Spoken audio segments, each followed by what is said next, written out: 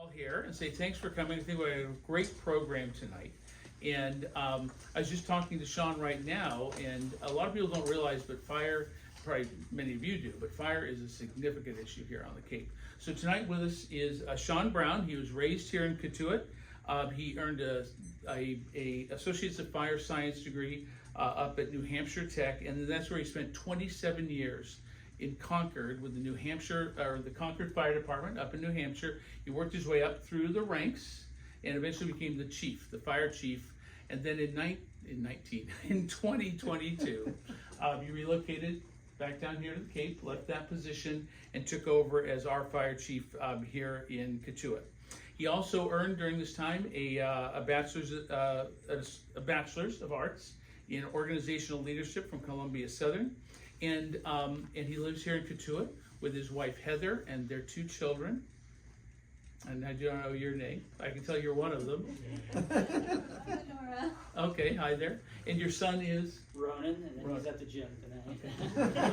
And as a little side story, to show you what kind of dedicated public servant Sean is, when I asked him to speak last year, he was all queued up for this presentation, and then he was called away to help with those awful floods in Kernville, Texas. Do you remember that? Yeah. And then Sean does that. He sets aside, it's 1 month every 3, right? Yep.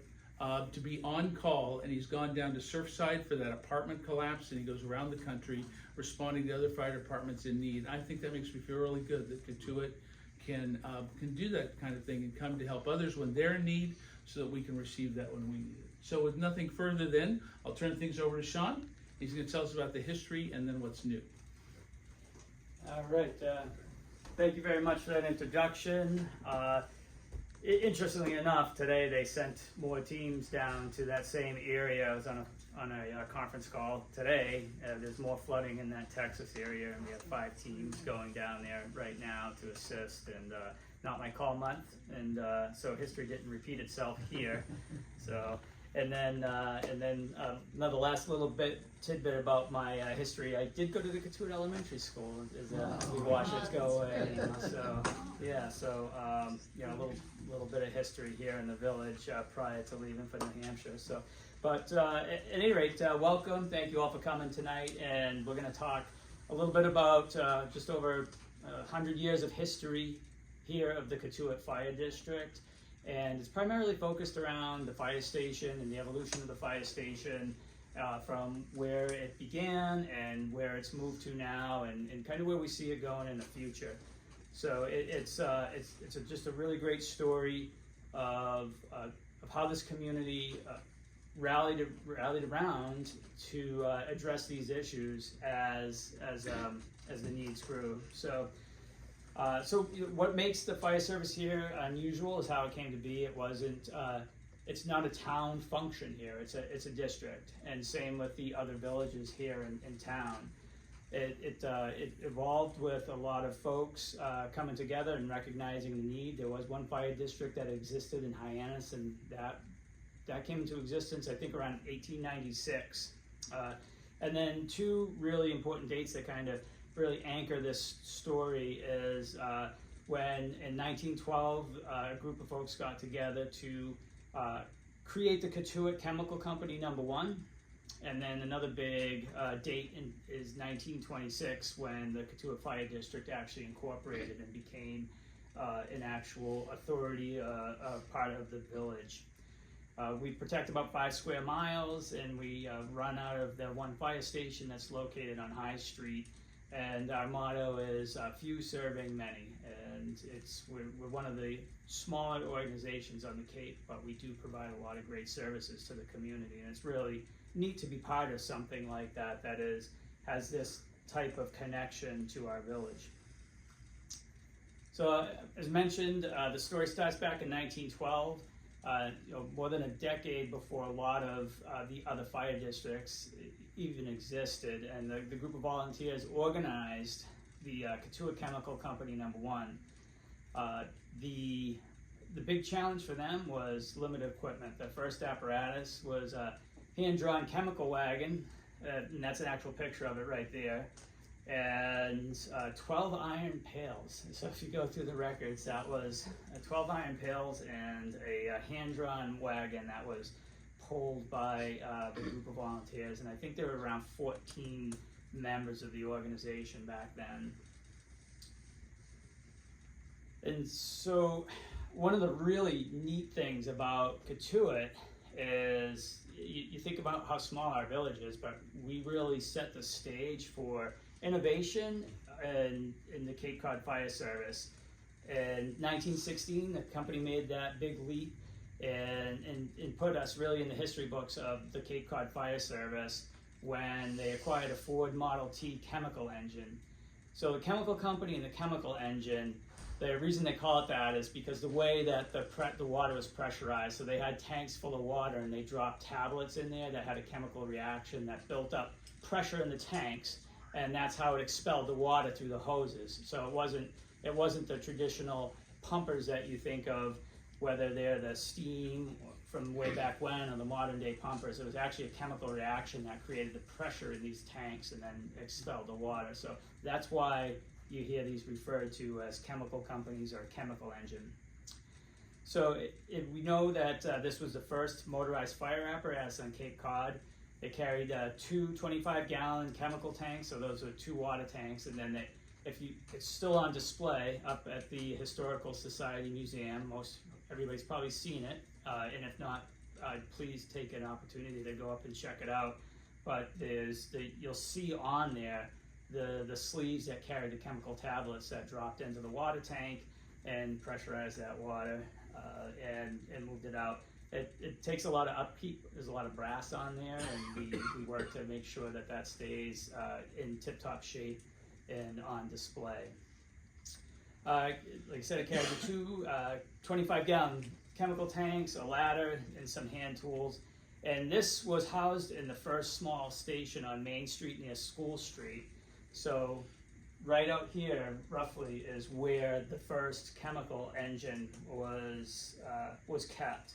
And that's where the firehouse was. And its first run came in on March 17th in 1917, and it was a small closet fire at John Harlow's house in Cotuit, and went up there, minor damage, and they were able to put the fire out.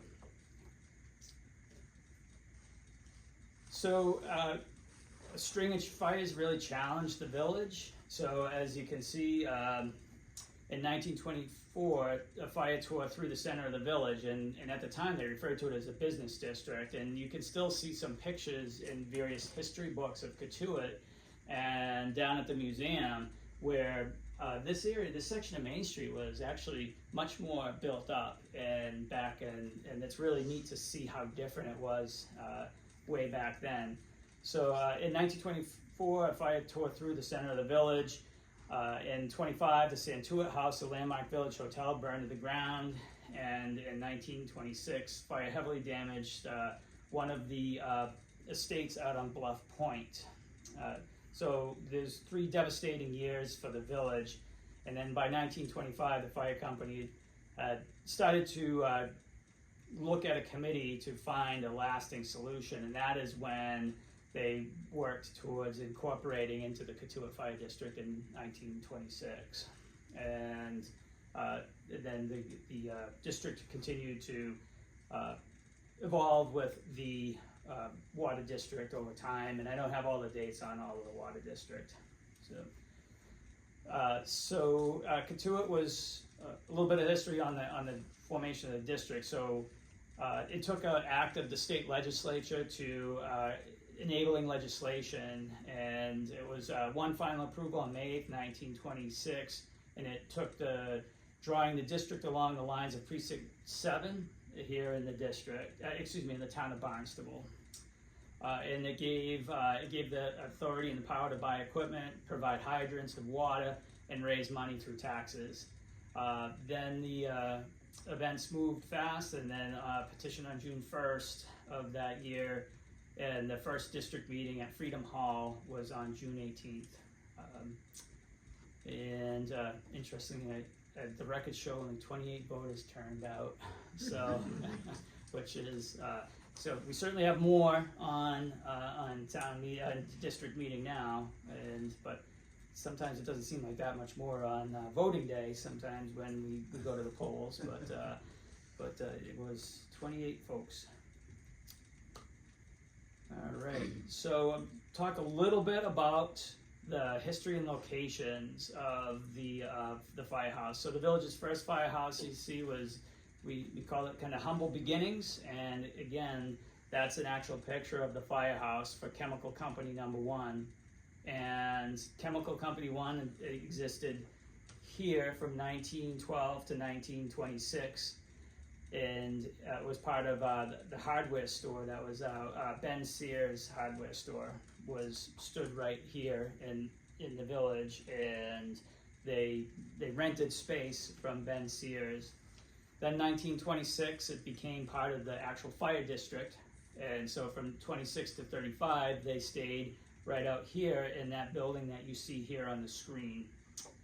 And in 1935, they had a district meeting, and I think I put it somewhere here in my notes, and they purchased the land on High Street. I want to say it was $600 that right there, $600 to buy the lot on High Street that we're on right now to this very day.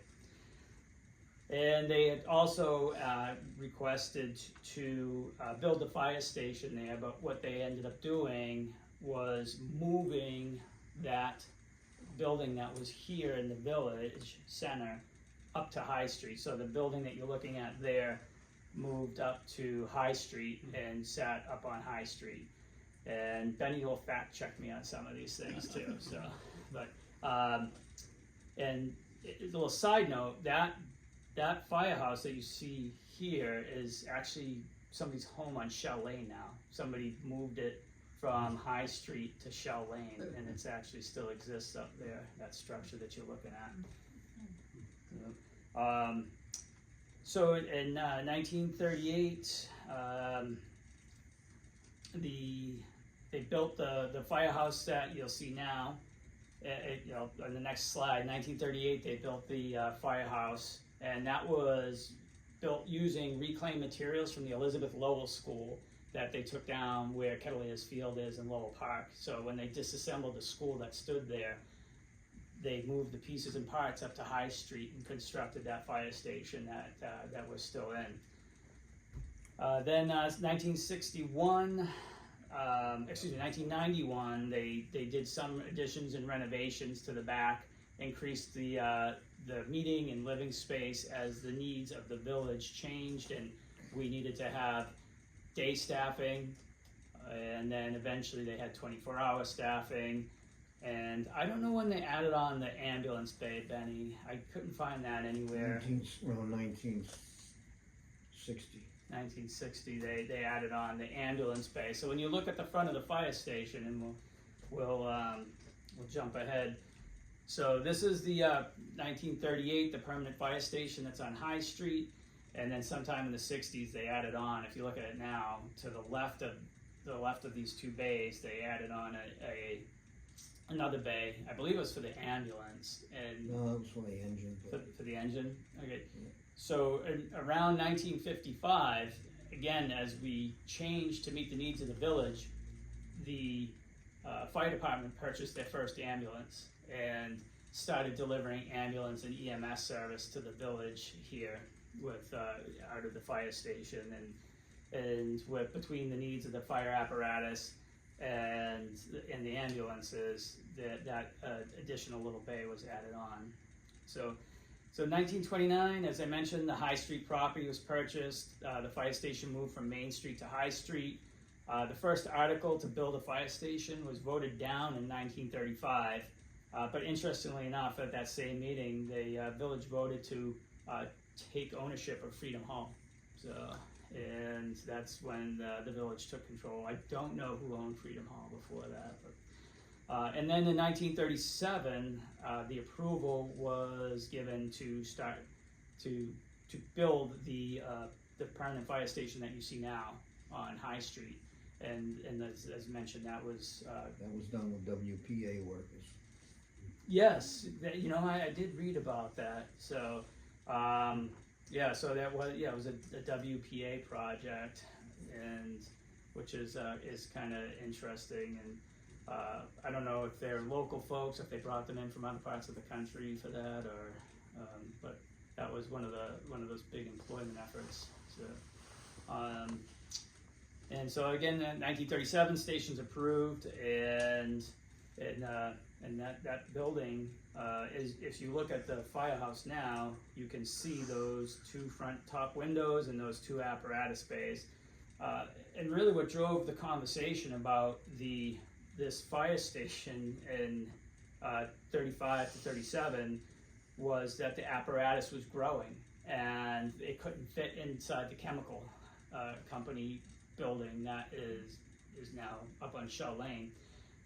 The Model T fit in there, and some of the smaller equipment from back in that day was able to operate inside that chemical company building, but as things got bigger, it couldn't fit in the chemical company building. That was one of the driving factors for this particular building that was built here.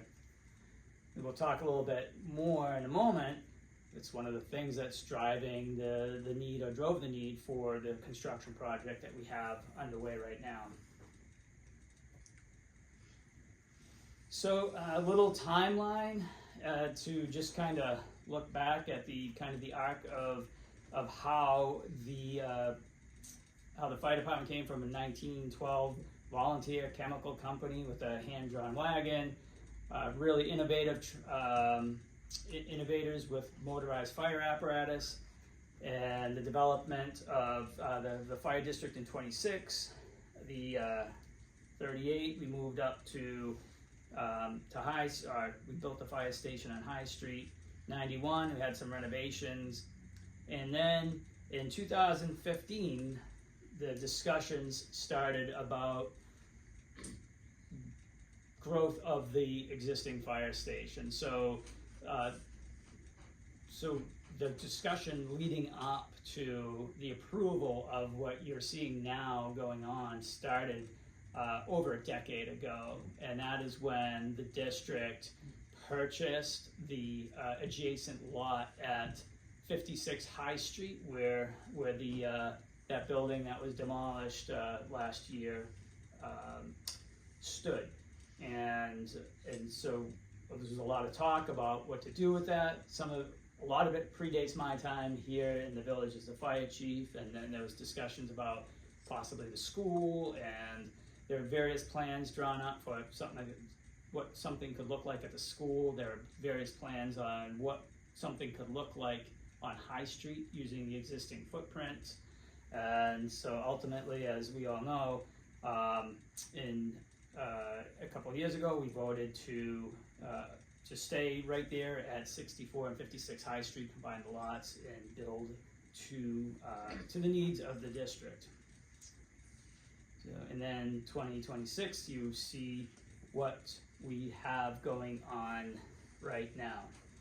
So nearly essentially after the district was formed, or really more, the voters approved addition and renovation to the High Street headquarters. And you can see that the steel started going up, and you'll see the expansion of the apparatus bays. Now, earlier I mentioned one of the driving factors for the firehouse in 1938 was the size of the growing fire apparatus. As we were carrying more water, more tools, as the public expects, and we are able to provide more services to the community. That means more equipment, so it means bigger cabs, bigger chassis, and the fire apparatus grows. So as you can see in the design of this building, I don't know if I can get the pointer on there, but you can see the original portion of the 1938 structure here, and the two windows I mentioned before, and then the two apparatus bays that were really designed for vehicles that were probably the size of my Toyota Tacoma, not much larger than that. And very narrow. What's that? They were very narrow. Yeah, they're low to the ground and very narrow. So as you can see now, the fire apparatus grows, carries vehicle extrication, carries EMS equipment, it carries more water. There's more water is required because fires burn differently than when they had 50 gallons of water. All the materials that were in the houses back then were cotton, wood, and natural fibers that do not really contribute significantly to fire spread. They do not release as many BTUs as modern furnishings. Most everything now that we have in our homes is solid gasoline. It is plastics, there's foams, and pressed fiber pressed wood materials. It's not dimensional lumber. So these types of products burn faster, hotter, more intensely, and by virtue we need to carry more water and just additional equipment. We now have to, in the current fire station, have to design the fire apparatus to fit inside this fire station that existed. If you look towards the towards this side of the fire station, you'll see that the apparatus bay doors are much wider and much taller. So if we ever have fire apparatus that can't fit in here, they'll have to redesign every major highway and every overpass. So we know that we are looking towards the future of what we could potentially have to provide for services, and so this particular size should not have to change. Like I said, they would literally have to go around and change the heights for all the vehicle underpasses and everything. So we're designing so that there's not going to be any additional challenges in the future. So, kind of just a recap, there were needs in the village. The fire department started to fill the needs, and as the equipment changed, and EMS became part of our fire service, the size of the structure changed to accommodate the apparatus, the staffing needs. And as we continue to look towards the future, I'll point out a little bit about the interior layout of the fire station, and I'm just gonna have to walk over here, excuse me.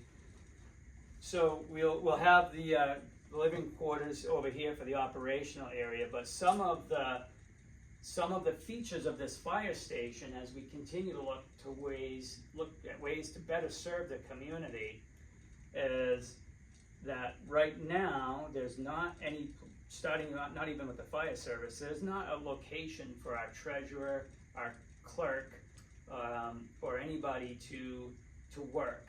And that's ADA accessible. There is a desk on the second floor of the fire station in the attic.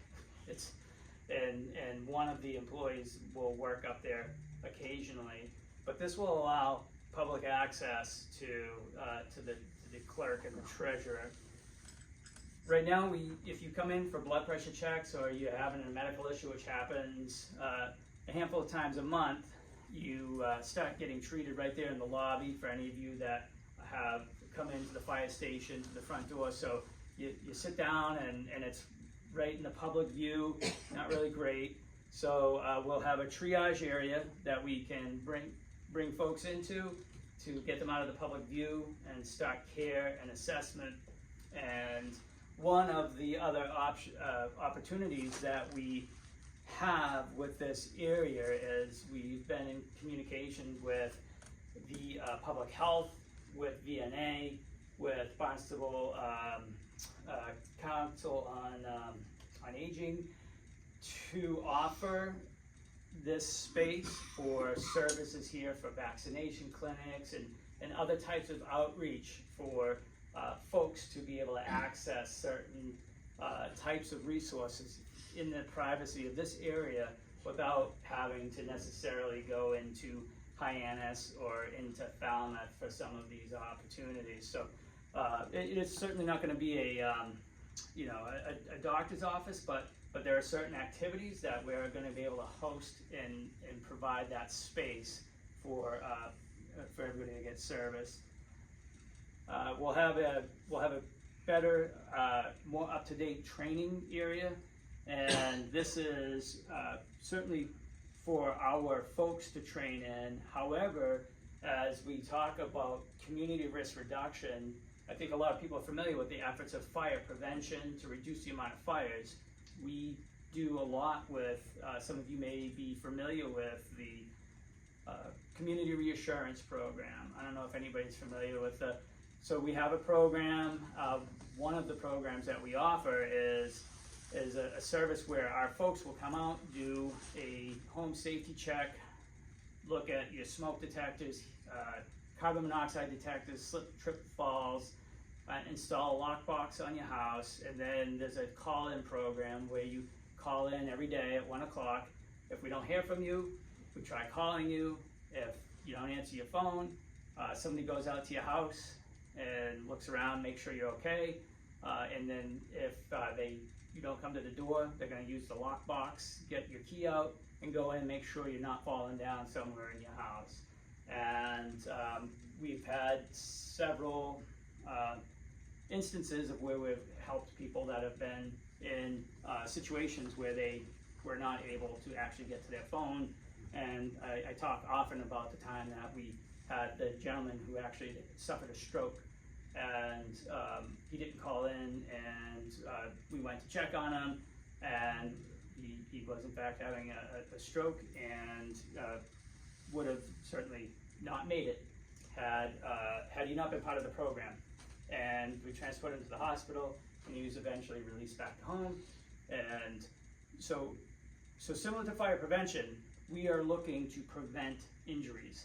We are looking to prevent the slips, the trips, the falls. We're looking to make sure that folks have a lifeline, so that if things are going on, that we can try to help recognize that and guide them to appropriate services.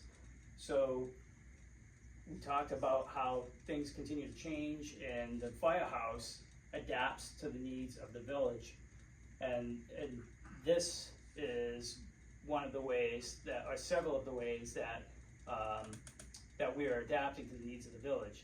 Back to the training room, we offer, we train about 100 people in CPR a year, the firefighters do. We primarily do it in the library, but this will give us another venue to host those classes with the space to, and the technology to support those training efforts. Also first aid, babysitter classes, and other programs that can, again, look at reducing injuries, illnesses, pain, suffering. It goes right along in line with the mission of the Cotuit Fire Department. Lastly, probably one of the good things to point out is we're building or adding an office for the police department. As many of you know, there is one cruiser or one officer that covers Cotuit and Marston's Mills, and if they have to arrest somebody, or they have something to do, and we won't be taking prisoners here, but once they bring somebody to Hyannis, they end up staying in Hyannis to do their paperwork. This will give a location for the officers to come and sit and do their paperwork, do their computer work, and they'll have access to a kitchenette and a bathroom, and hopefully just by virtue of having those amenities, if you will keep them here in the village more often. So we're really excited to partner with the police department and give them the space. And so that's really the highlight of the community aspect of it. We also have a training platform built in above the apparatus bay. It's a challenge to find areas to train, so we'll have a room on the second floor that we can fill with smoke, fake smoke, and stretch hose lines up the stairs into this room or out onto this catwalk area. And we'll also have the ability to do throw ground ladders and do rope rescue scenarios on that. The fitness room downstairs, because staying in shape is very important, so that we can better serve the community. All right.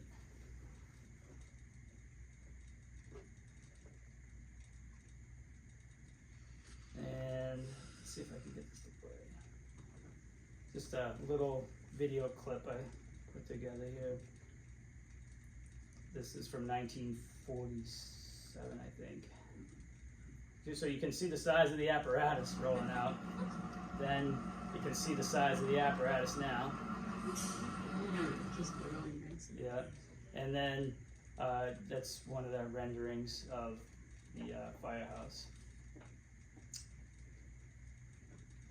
Let's see. Okay. All right. So I don't know who to attribute this to, but if you love Cotuit, Cotuit will love you back. And said Larry Otis. What was it? Phil, yeah. That's what I hear. So, and you know, and I do have to say, you've heard me mention, if you've ever heard me talk at any of the various meetings, there's a really special group of guys that work over in Cotuit and at the fire department, and they do love this village, and you can see it in the services that they provide, and most of the services that the community risk reduction efforts were all homegrown organic initiatives that the guys brought to me and said, hey, we see a need, we want to do this, and I've been very fortunate enough to have folks like that. We've all been very fortunate enough to have folks like that where I've just been able to say, yeah, let me know what you need and go forth and do good things. So, but that's the history of about the fire department, but more focused on the fire station and how and why the fire station has grown from that small chemical company building in 1912 to the modern day fire EMS and community risk reduction service that we are today. And with that, I thank you for your time and your interest in this, and glad to entertain any questions. Hi, yes. One is a comment, and then I have a question. My husband and I last year took your CPR class. We had done it in North Carolina years before, but it wasn't with the automatic equipment and stuff. It was wonderful, so I want to thank you. Oh, thank you. When you were talking about the health part of it, would that be where you could have gone to get COVID shots from the health department? I mean, I had all my stuff in North Carolina done at the health department. Yeah, so yes, we COVID was how about we talk about vaccinations in general? So I don't know how it would have played out with COVID, but yes, 100% vaccination clinics is really one of the services that we've talked to the County Department of Public Health, and they're really excited about the opportunity to come out here because there are folks that don't want to. Sometimes there are a lot of folks that don't want to venture out beyond 28 and get into the traffic, go out towards the Mass Street Rotary, go into Hyannis, and so if some we can, people, older people, don't drive. that too, and so we really want to be able to bring those services here into the village, and so we have had those conversations with a variety of partners out there in the community to say, hey, this is what we're doing over here. How can we leverage this to better serve the village? And so, yeah, definitely the vaccination clinics are 100% one of the things that we plan on having here. Does that include rabies shots if somebody has that problem? Oh. I asked that question because my father had to have rabies shots when he was 90, and the Cape Cod Hospital told my mother to go find the vaccine and hire somebody to give him. She ran around and couldn't find the vaccine any place around here at 87. I called in North Carolina, found out how they would have it. Raised the stink, and I mean, the hospital got the vaccine, and they gave him the vaccine at the hospital, which should have been done. But that's the sort of thing. Yeah. Oh, interesting. I don't know the answer to that, but I'll ask the public health nurses that we work with, and yeah, I've not heard The that one. VNA is the one who helped me Oh. fight Okay. the hospital. All right. But I'll certainly I'll ask. So, yeah. Thank you. Yeah. Thank you. Hi. Sean, I have a history question. Yes. Okay, so the chemical truck. Yep. Okay, 2 25-gallon tanks. Of water. Yeah. Yeah, when those ran out, was that it? Or did they pull water from it? It seems like that wouldn't last very long. So yeah, that was it, and that's why they had the 12 iron buckets, and that we mentioned. And you can do a lot with, back then particularly, you could do a lot with 50 gallons of water. You know, obviously if the building was going like, Yeah. you know, we talked about some of those several major fires. No, it's not gonna do what you need, and that again was part of the evolution of the fire service here in the water district was the need for fire suppression water in addition to domestic water. So, but the fires, there are some interesting videos. You can go on YouTube and look at legacy furniture versus modern furniture fires, and they'll do side-by-side comparisons, and they'll set a small fire in a room with legacy furniture, and they'll set a small fire in a room with modern day furniture, and it can be, if you don't have really a background in firefighting, it can be a really eye-opening comparison to what fires were like 50 plus years ago to what a fire is like today.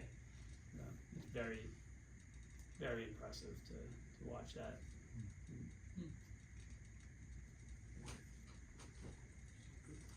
Any other questions from the group? Okay, well, Sean, I have one last question that I want to leave with this, and that is for you as our fire chief. What's the greatest challenge that you have serving a unique community like this, and then how can we support or be an encouragement to you and the firefighters? Yeah. So we could go back to there's a long answer if you don't mind, but similar to how the small firehouse existed once upon a time, because everybody worked here in the village and everybody understood the need to be able to let their employees go to run down to the fire station and get in the apparatus and go and deal with the incident at hand. And back then, you're probably going out 100 times a year, and now we go out about 1,200 times a year, plus training and all of the other activities that we do. And so the firehouse grew also to accommodate the daytime staffing and the 24-hour staffing. And we eventually will need additional people and we will be looking to add staffing in the future. There's not many people that live in the village, and you know, and those of you that attended the district meeting, I talked a little bit about that, and then candidate and budget tonight. It's tough to be able to come in and live really close to the fire station and be able to afford a house and live close enough to be able to run down to the fire station. So it's a challenge, and it's not unique to Cotuit. This is something that they're experiencing across the Cape. So that would be one of the things that I'll be talking more to the community about in the future, and it will be a need. Today, things that you can do is make sure your smoke detectors are working, your carbon monoxide detectors are working, that you have house numbers that are clearly visible from the street, and if your house is set back, have a post at the end of your driveway with the numbers on it. So actions that you can take immediately out of here are things of that nature. If you know somebody, or if that could use the reassurance program that I talked about, let them know. If you're interested in it, let me know, and we'll we can work with you to get set up with that. And every emergency or injury or fire that we can prevent is better for everybody. So. I see. Well, Sean, I really want to give you a big applause, everybody. On behalf of the Historical Society, I think we have a great tradition, but I think you're a great example of how we're moving forward into the future. And it's clear to me that you love the community, and so we what? We love you back. Thanks, Sean. Okay, everybody, welcome to hang around, fraternize, and we'll see you next month.